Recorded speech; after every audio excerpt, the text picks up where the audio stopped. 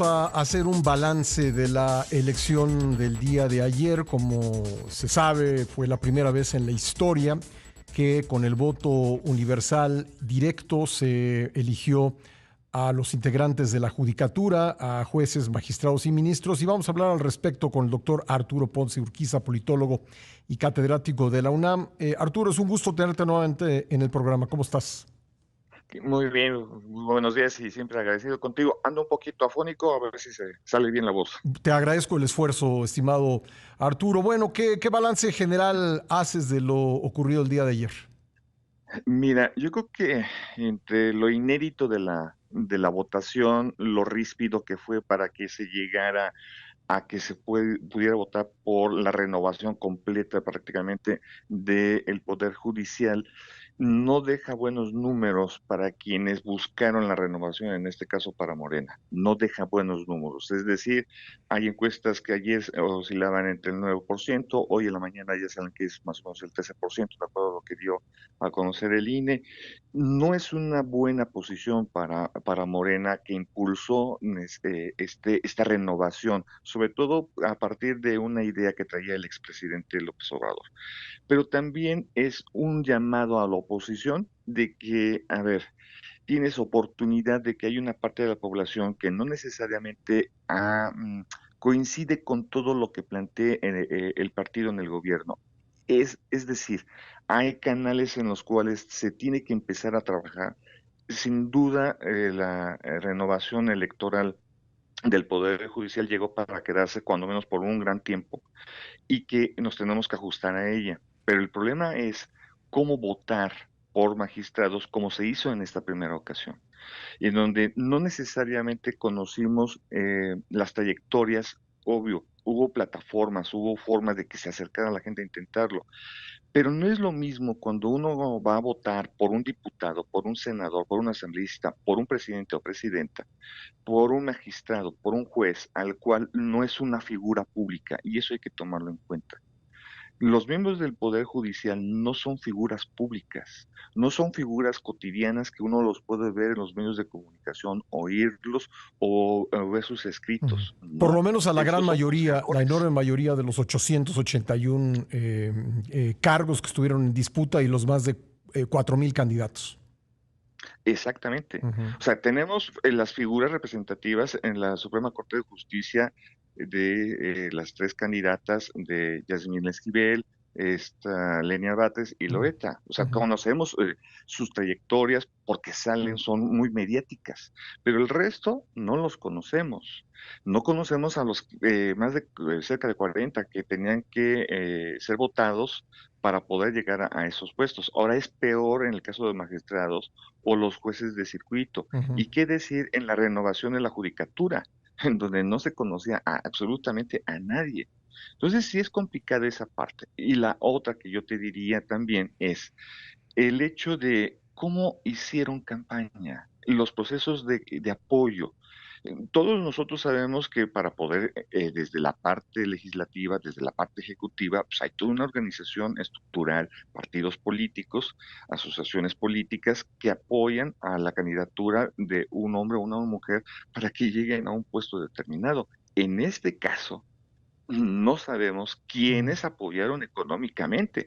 Y eso es lo que también a lo mejor a la mayoría de la población no le llama la atención, pero nos debería de hacerlo, porque precisamente eso va a ser un equilibrio fundamental para la equidad de la justicia. Si ese es el punto de la renovación del Poder Judicial, este es un tema actoral. ¿Quién Ujú. está financiando o ha financiado esas candidaturas? Claro, y también llama la atención que hasta ahora los que van adelante en el recuento, nos decía Aurora Cepeda, pues son los mismos que aparecían en los famosos acordeones.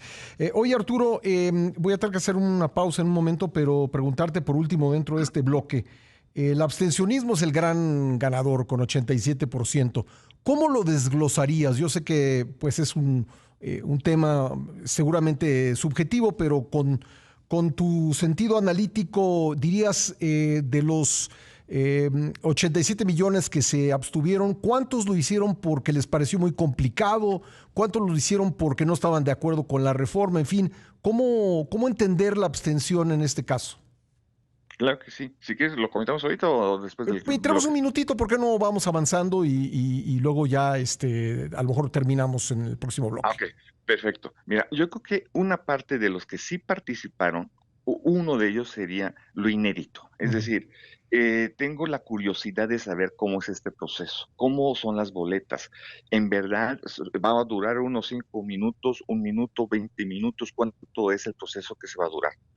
Es un porcentaje tal vez muy pequeño. Aquellos a lo mejor a los que nos dedicamos a la academia ujú, o por simplemente curiosidad. Aquellos por morbo político, quiero ver qué es eso, e incluso hasta llegar a insultar a la autoridad, como se vieron por ahí en ujú, algunos casos de unas boletas que circularon en redes sociales. Y otro porcentaje es importante, es el de el acarreo, que sin duda existió, pero el problema fue que ahí falló el acarreo también, porque no es lo mismo cuando se me da una tarjeta de beneficios sociales a esta, donde no hay ningún beneficio social. Y por lo tanto, el resto de la población, pues dijo, no tengo a qué ir, o sea, ujú. no es una elección que me interese mucho. Y eso tiene que ver también en un asunto en donde la sociedad mexicana sí está alejada de la perspectiva de lo que es el Poder Judicial. No lo entendemos en su claridad, insisto, porque no deben de ser mediáticos necesariamente. Los que sí son mediáticos es el Poder Ejecutivo y Legislativo, por obviedades, por sus acciones diarias, pero el Poder Judicial no lo es. Ujú. Y entonces la gente pues, considera, ¿para qué voy? O sea, no es necesario. Y otro elemento que yo abonaría también, lo que se empezó a comentar, no solamente en los medios de comunicación, sino en cara a cara entre amigos y Ujú. familiares. ¿Y eso para qué sirve? ¿Eso para qué me sirve a mí? A mí no me sirve de nada. Y eso es realmente, incluso yo ayer platicando con unas amistades me decían, Muy bien. eso ya está planchado, ya está dado, o sea, es lo mismo, ¿no? Bueno, pues vamos a seguir con el análisis de la jornada del día de ayer. Arturo, si eres tan amable, hacemos una pausa y regresamos contigo. Conversando con el doctor Arturo Ponce Urquiza sobre la elección judicial celebrada ayer domingo y cuyo cómputo se está realizando en estos momentos.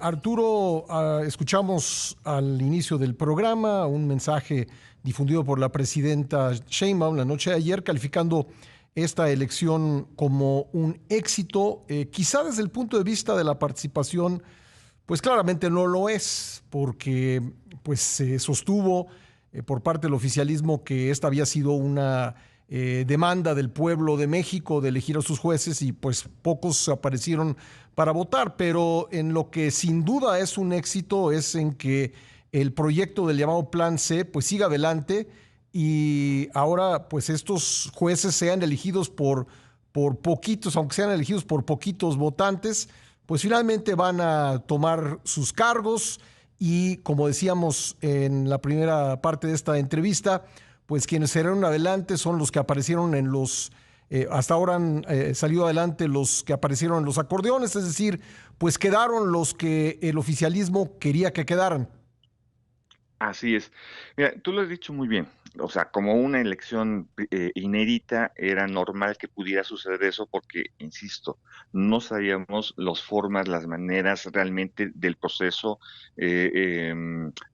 de campaña de ellos, no sabíamos sus características. El reto que se tiene por parte del partido en el poder es de que en los próximos procesos que tengan que haber, tienen que tener muy claro cómo conformar esas campañas electorales, la profundidad de los proyectos en materia jurídica y que estos sean asequibles a las personas, que se pueda entender perfectamente qué es lo que hacen, cuál es su función primaria, su función fundamental en la aplicación de la justicia. Ese es uno. Dos, el otro elemento que tienen ahora que demostrar es que quienes hayan llegado ya por este voto popular, en verdad cumplan con lo que dijeron que van a hacer, es decir, aplicar la ley. Si el motivo era de que el antiguo modelo de aplicación de ley dentro del Poder Judicial estaba viciado, estaba corrupto, que todos sabíamos que era cierto, pero que podía haber habido formas distintas para poderlo modificar y demás, eso ya queda en el pasado. Lo que ahorita está es esto que tenemos y que tienen que demostrar que la justicia sí se va a implementar, Ujú. sí se debe de llevar a cabo y que por lo tanto el modelo que se está implementando sí era el correcto. Ese es el gran reto, el demostrar que el modelo que están creando ahorita era el correcto. Es una gran incertidumbre, realmente, porque sin duda alguna, los vicios del pasado seguramente van a quedar presentes ahora. Y eso también es un elemento que hay que considerar. Sin duda también llegaron o van a llegar personas que tienen buenas intenciones de la aplicación de la ley. Pero también sabemos, y por algunas organizaciones sociales que identificaron que ellos no necesariamente estaban buscando por un bien común, sino por bienes muy personales y Ujú. además ligados al crimen organizado. Entonces, estas situaciones, además de depurarse, se tienen que tener muy en cuenta. Y lo que va a suceder ahora es que la ciudadanía, yo sí diría que algo es muy importante. La ciudadanía tiene que tomar conciencia que si ahora hay esta nueva forma de aplicar los procesos de cercanía de los poderes a a la ciudadanía, los poderes de la federación del Estado, tenemos que tener conciencia de lo que es el voto de la gente, de lo que es conocer a nuestros representados, sea el Poder Ejecutivo, sea el Poder Legislativo y ahora el Poder Judicial. Ujú. Si esa es la intención que la sociedad tome las riendas de la democracia, perfecto, vamos a hacerlo, pero que la sociedad tome conciencia y eso va a ser fundamental. Y eso va a ser fundamental también incluso en los propios partidos políticos. E incluso yo diría, aquí hay una beta para el PRI, para el PAN y para el Movimiento Ciudadano. Empezar a entender que si este modelo llegó para quedarse, es un nuevo modelo de beta política para ellos también. Más que oponerse, que ya lo hicieron, ahora tienen que entender que tienen que comprender que dentro de sus sectores tienen que analizar políticamente cómo tienen que acercarse a la gente para cuando venga la renovación de todos estos jueces en los tiempos y formas que establezca la ley, cómo Ujú. acercarlos a la gente y demostrar que estos sí son los buenos que ellos pueden alentar y proponer. Arturo, me quedan 2 minutitos y medio. Preguntarte por último, con base en lo que sucedió ayer y que solamente en 2 estados hubo elecciones concurrentes, en Veracruz y Durango, ¿cómo prevés y cuáles son los problemas que se pueden prever para la segunda parte de esta elección judicial en el 27? Yo creo que, a ver, una cosa es interesante aquí, cómo establecer a Morena sin López Obrador. Hay que entender claramente que la figura carismática del expresidente era la que movía a Morena y lo movía muy bien. El asunto es que ya no está el presidente al frente y tiene que mostrarse que la institución que él forjó, que él instituyó, ya puede caminar por sí sola. Y lo que también demostró en este sentido es que se confiaron. Confiaron en que por sí sola la estructura ya estaba Ujú. funcionando y vemos que no necesariamente. Lo que sí lograron con éxito el PAN y el PRI, sobre todo estos dos partidos, y no tanto desde mi punto de vista Movimiento Ciudadano, es recuperar bastiones que donde ellos sabían que podían controlar. Ahora es saber difundir que, miren, parecieran que estamos derrotados. Ahora sí tenemos capacidades para poder resurgir. A veces el problema son los liderazgos hasta arriba de los partidos políticos, porque a veces una cosa es lo que digan desde la Ciudad de México y otra cosa el liderazgo local, el liderazgo estatal, que tiene otras consideraciones y que se sabe acercar a la gente. Estos son elementos también muy importantes, porque pueden ser procesos de renovación de los partidos políticos y a lo que venga en los próximos años, en el 27, va a tener que eficientizarse precisamente estos mismos partidos políticos. Si va a haber renovación también para el Poder Judicial hacia el 27, Ujú. estos son los nichos, entender los liderazgos locales, aquellos que quieran acceder a estos puestos de elección popular, que ahora, insisto, son los tres poderes de la federación, es encontrar esas vetas en donde son más fuertes y eso puede hacer un equilibrio de fuerzas frente al partido en el gobierno. Pues ahí está, mucho sin duda que analizar y te agradezco mucho, estimado Arturo, que nos hayas acompañado esta mañana en la primera emisión. Te mando un abrazo. Sí, igualmente un abrazo y siempre agradecido con toda la invitación. Que tengan muy buenos Gracias, días. gracias, el doctor Arturo Ponce Urquiza, politólogo catedrático de la UNAM.